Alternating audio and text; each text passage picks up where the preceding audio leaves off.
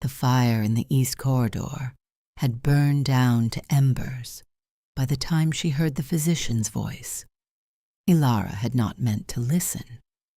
She had come to return a book, one of the Duke's, borrowed without permission 3 days ago, when she could not sleep, and had wandered the library in her nightgown, looking for something dull enough to quiet her mind.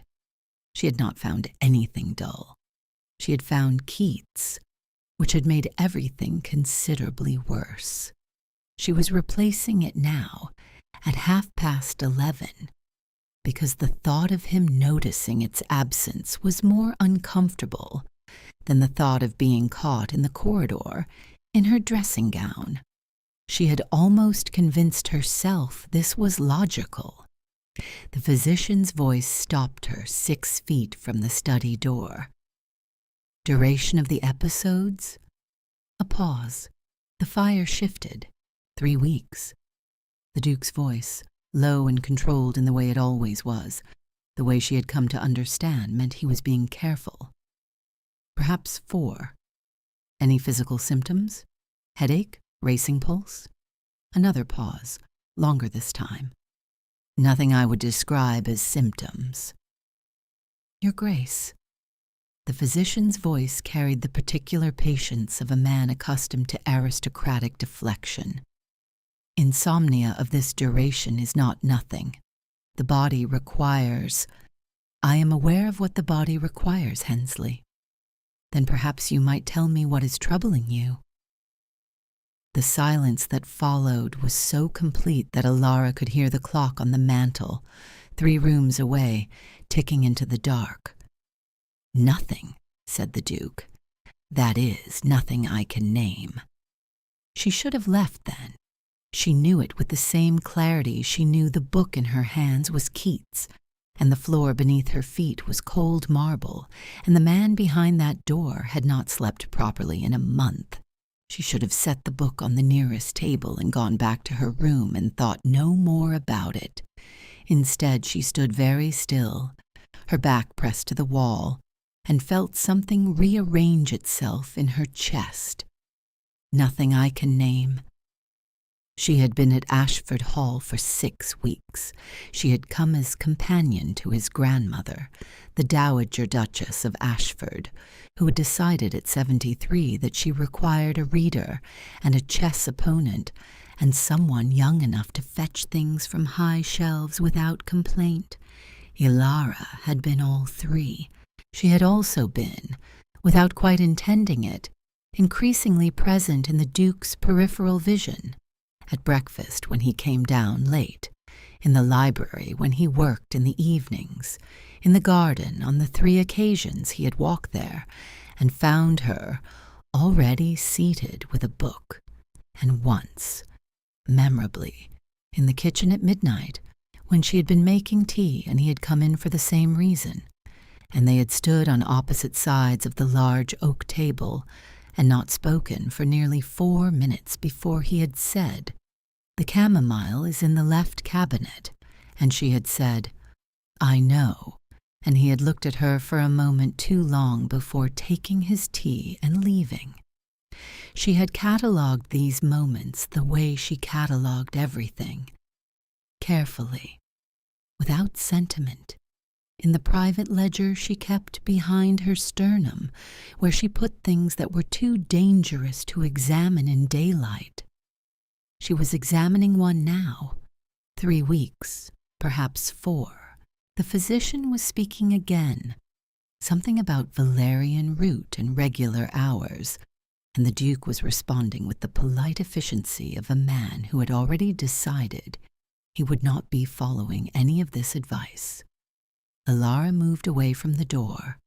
She moved quietly, the book pressed to her chest, and she did not look back. She did not sleep well that night either. The warm milk appeared at his door on a Thursday. He found it when he emerged at midnight, unable to lie in the dark any longer, intending to go to the library and read something sufficiently tedious to blunt the edge of his own thoughts. The tray sat on the small table in the corridor, a cup, a small pot still faintly steaming, and a sprig of dried lavender laid alongside it, with the deliberate casualness of something that had been placed there with considerable care. He stood in the doorway in his shirt sleeves and looked at it for a long moment. He had not asked for this. He had not mentioned it to anyone except Hensley, and Hensley was discreet to the point of uselessness.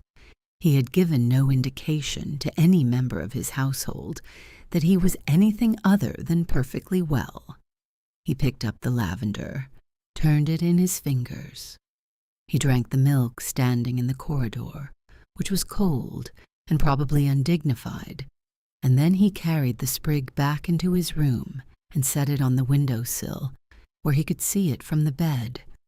He slept until 7. He did not mention it, neither did she.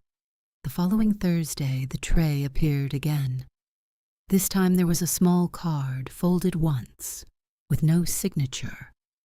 For restful nights, it said, in handwriting he recognized from the notes she left in his grandmother's books. Small, precise, slightly left-leaning, the handwriting of someone who had been told to write more neatly and had decided to write more clearly instead. He read it 3 times. Then he folded it and put it in the drawer of his writing desk, which was where he put things he did not know what to do with. He slept until 7:30. Alara told herself it was practical. She told herself this with the conviction of someone who knows they are lying, but has decided the lie is load-bearing. He was not sleeping. Not sleeping made people unwell. She happened to know about the insomnia through no fault of her own, and she happened to have access to a kitchen, and it was a small thing, a nothing thing, the sort of thing anyone with basic human decency might do for anyone else in the same circumstances. She did not think about the way he had looked at her in the kitchen. She did not think about the particular quality of his silences, which were different from other people's silences. Not empty, but full, weighted with something she could not identify, and had therefore decided not to try. She focused instead on the Dowager Duchess, who was excellent company, and who had, over the past 6 weeks, developed the habit of watching Alara and her grandson in the same room with an expression of elaborate innocence that Alara found profoundly suspicious. "He doesn't sleep well," the Dowager said one afternoon, not looking up from her embroidery. Alara turned a page. "I wasn't aware." The Dowager's needle moved. "He hasn't, for some time. Not since." She paused. "Well, there have been reasons, but recently I think the reasons have changed." "I'm sure I wouldn't know anything about that." "No," said the Dowager, with the serenity of a woman who knew exactly what she knew. "I'm sure you wouldn't." Alara turned another page. She had been reading the same paragraph for 11 minutes. It was the lavender that undid her, not the leaving of it. That had been deliberate, considered, a thing she had chosen. It was finding it 2 weeks later on his windowsill, visible when she passed his open door in the morning. He had kept it. It sat on the sill in the thin winter light, dried and slightly faded, and he had kept it. She stood in the corridor and felt something she had been very carefully not feeling begin to press against the inside of her chest with considerable force. This was the problem with doing small things for someone. Small things accumulated. Small things became evidence. She thought about the milk, the notes, the 3 times she had checked the kitchen calendar to make sure Thursday's tray would be ready before the cook retired for the evening, the way she had chosen the lavender specifically, not the roses, not the herbs from the kitchen garden, but the lavender from the south wall, which smelled like sleep and like something she didn't have a name for. She thought about nothing I can name, spoken into the dark of his study, and she thought about the way he had looked at her in the kitchen, and she thought about the ledger behind her sternum and how full it had become. Then she went downstairs and had breakfast and did not look at him when he came in, which was its own kind of confession. He noticed.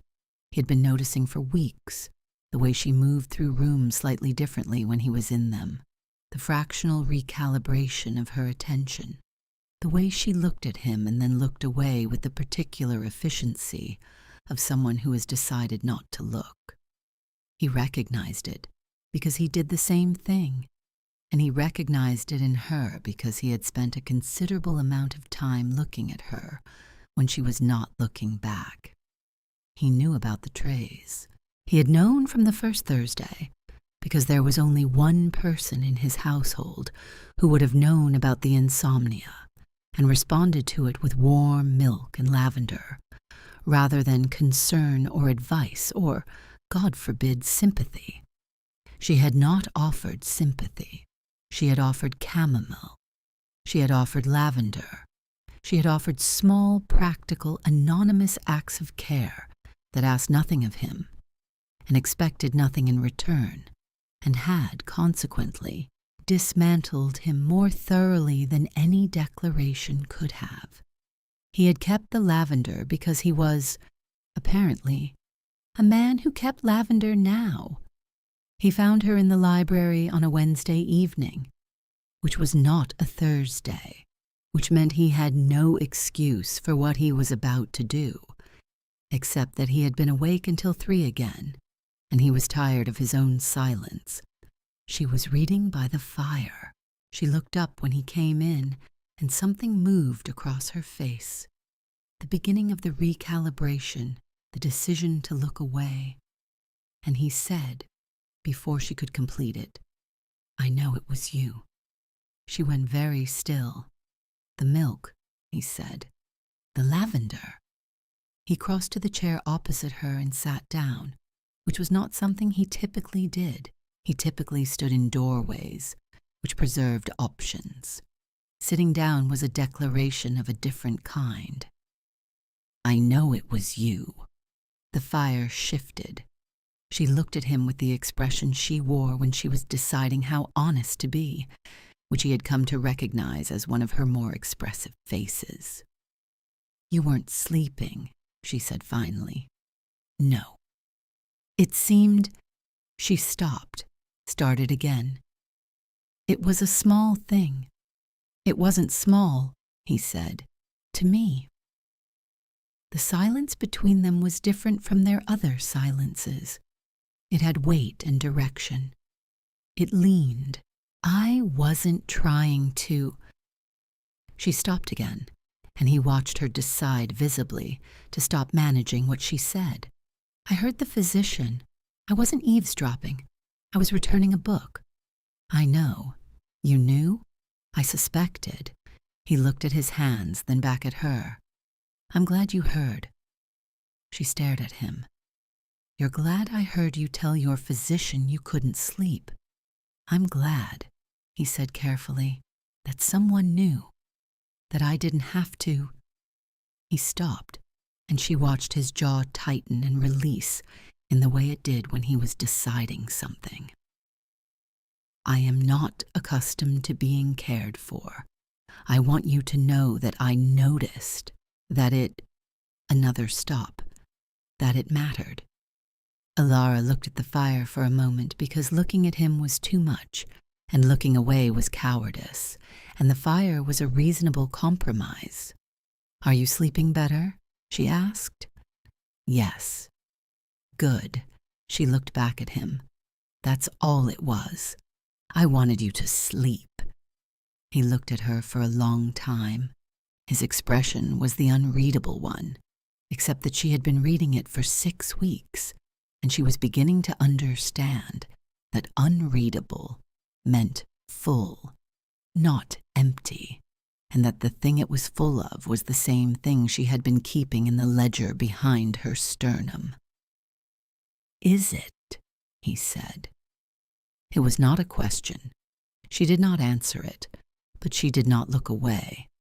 The Thursday after that, she left the tray as usual. She had almost had stood in the kitchen at 11 o'clock arguing with herself about what it meant to continue, what it meant to stop, whether the conversation in the library had changed the terms of the arrangement or simply named them. She had left the tray because stopping would have been a statement, and she was not ready to make it. She found a note on the tray the next morning. "Thank you," it said, in his handwriting, which was large and controlled and slightly formal, the handwriting of a man who had been taught penmanship as a discipline. "The lavender is on the windowsill." She read it standing in the corridor in her dressing gown, and she felt something crack open in her chest, like a window in spring. She put the note in the drawer of her writing desk. She did not examine what that meant. It was the Dowager Duchess who finally said the thing neither of them would say. She said it on a Sunday afternoon in the yellow sitting room, with the particular timing of a woman who has been waiting for the right moment and has decided the right moment is now. Ilara was reading aloud. The Duke had come in 20 minutes earlier for reasons that remained technically unexplained, and had taken up a position near the window with a newspaper he had not opened. The Dowager was embroidering. The room had the quality of a held breath. "James," said the Dowager, without looking up. The Duke lowered the newspaper. "Grandmother, are you going to say anything to this girl, or are you going to stand at that window until spring?" The newspaper lowered further. Ilara stopped reading. The fire crackled. "I beg your pardon," said the Duke. "You heard me perfectly well." The Dowager's needle moved. "I am 73 years old, and I have watched you circle this room for 3 weeks, like a man who has forgotten how doors work. It is becoming tiresome." Ilara looked at her book. She was aware that her face was doing something she could not control. "This is not," the Duke began. "It is precisely," said the Dowager, "what it is." She looked up then, and her expression was fond and fierce in equal measure. "She leaves warm milk at your door, James. You keep lavender on your windowsill. If this were any less obvious, I would be concerned for both of your intelligences." The silence that followed was extraordinary in its texture. Ilara looked up from her book. The Duke was looking at her. His expression was the full one, the one she had been learning to read, and it was very full indeed. "I should—" she started. "Please don't leave," he said. She didn't. The Dowager returned to her embroidery with an expression of perfect serenity. He found her in the garden that evening, which was cold enough that she should not have been there, which meant she had come outside to think, and had not wanted to be interrupted, and was therefore going to be interrupted, because he had run out of patience with himself somewhere between the yellow sitting room and the present moment. She heard him on the gravel path and turned. The last of the winter light was behind her, and she looked like someone who had been waiting and was not entirely surprised. "I owe you an explanation," he said. "You don't owe me anything." "Ilara." Her name in his voice was a different thing than he had intended it to be. She went still. "I owe you an explanation. I have been—" He stopped, started again, and she recognized the pattern now, the starts and stops of a man who was accustomed to precision, and was finding that precision failed him here. "I told Hensley it was nothing I could name. That was not entirely true." She waited. "I knew what it was," he said. "I knew from approximately the 3rd week of your being here, when I came into the kitchen at midnight, and you told me you knew where the chamomile was, and looked at me as though I were a perfectly ordinary person, which no one has done in a very long time. He looked at her steadily. I couldn't name it to Hensley because naming it felt like the beginning of something. I wasn't certain I was allowed to begin. The cold moved through the garden. She felt it in her hands, her throat, the backs of her eyes. Why not? She asked. Because you are here for my grandmother. Because I didn't know. He stopped. I didn't know if the care you showed me was... Another stop. The milk, the lavender. I didn't know if that was... It wasn't pity, she said. The word came out sharper than she intended, and she saw him register it, saw something in his expression shift. I know, he said. I know that now. I think I knew it then, and that was... The corner of his mouth moved. Not quite a smile, something more complicated. That was considerably more frightening than pity would have been. She looked at him in the dying light. She thought about the ledger behind her sternum, how full it had become, how long she had been keeping it closed. I left the milk, she said, because I couldn't sleep either, and it seemed better than lying in the dark knowing you were doing the same thing. She paused. That is not a small thing. I told you it was. It wasn't. No, he said. It wasn't. I kept your note, she said, in my writing desk. I don't know what that means. I think, he said quietly, that it means the same thing as the lavender on my windowsill. The garden was very still. She crossed the distance between them. Not all of it, but enough that she had to tilt her face up, and he had to look down, and the cold air between them was suddenly very thin. His hand came up, and she felt his fingers against her jaw, careful and deliberate. The touch of a man who had been thinking about this for a long time and was doing it precisely. I would like to stop not sleeping, he said, for the right reasons. She almost laughed. It came out as something else, something that lived in the same neighborhood as a laugh, but had more warmth in it. That is the least romantic declaration I have ever heard, she said. I know. His thumb moved against her cheek. I've been practicing something better for 3 weeks, and this is what came out. She reached up and covered his hand with hers. It was enough, she said. He kissed her in the cold garden with the last of the winter light going, and the lavender wall at their backs, and it was not a small thing, and neither of them pretended otherwise. His grandmother's voice from the direction of the house. Finally.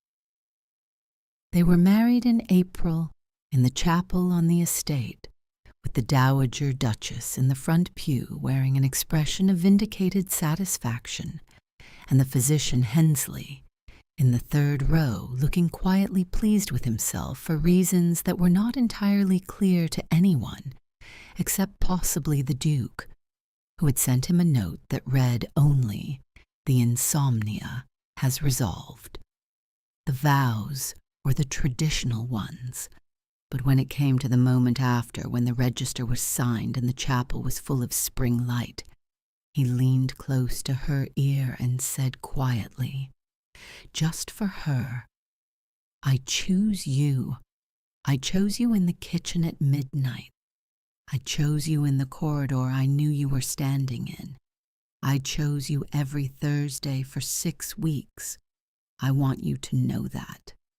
She pressed her fingers to his hand, which was holding hers, which it had been doing since they stood up together, which she thought it might do for a very long time. I know, she said. I chose you too. 2 years later, on a Thursday evening in November, she came upstairs to find a tray outside their bedroom door, a cup, a small pot, and a sprig of lavender. She stood in the corridor and laughed, which brought him out of the room in his shirt sleeves, leaning against the door frame with the expression she had learned to read completely by now. The full one, the warm one, the one that was only ever for her. "You're terrible," she said. "I've been told." He picked up the tray and held the door open. "Are you coming in?" She took the lavender, turned it in her fingers, felt the whole accumulated weight of 2 years and 6 weeks, and a midnight kitchen and a corridor and a cold garden and a chapel in April. All of it pressed into one small dried sprig that smelled like sleep and like choosing and like the particular quality of a silence that had finally said everything it meant to say. "Yes," she said, "I'm coming in." Inside, the fire was burning. The room was warm. The lavender went on the windowsill, where it had always gone, where it would always go, in the house that was theirs, and the life they had built from small things that were never small at all. Thank you for staying with Ilara and James until the very end. Their story began with a silence neither would break, and became the most honest conversation either had ever had. If you believe that love sometimes speaks in warm milk and dried lavender and notes left in writing desks, there are more stories like this one waiting for you here. Subscribe and ring the bell so you never miss them. Every story I tell exists because you are here to listen. You are the reason these stories get told.